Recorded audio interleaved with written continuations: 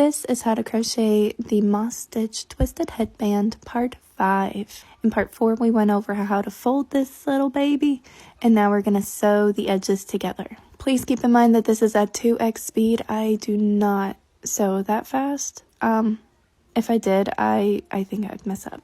So there's that. This is called a running stitch. So we're going to go up and down, but we're not going backwards. We're not making any kind of a zigzag.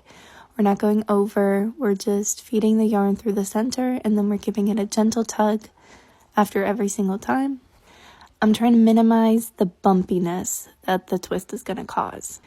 I also try to make sure that I'm picking up no more than 2 loops. You could probably get away with just picking up 1 loop, but 2 loops is a little bit safer. Anything more than 2 loops, if you pick up an entire stitch for a row, might cause a little bit of bumpiness. So the only other thing to make sure is that the edges stay the same on the far left and far right. Sometimes the little folds can shift, and that can cause it to be a little weird, but fortunately, because the seam is going to hide on the inside of the headband, it is not the end of the world.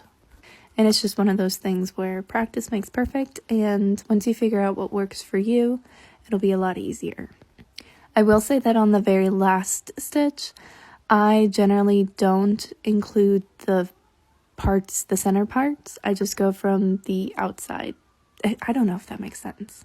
But now I'm just going to weave it in just however I like it.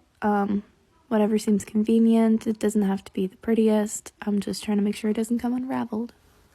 And then the slip, this one is from the slip knot. You can just cut it off. It's not going to come undone. And in part 6, I'll show you how to unfold it all the way so that it doesn't look like that.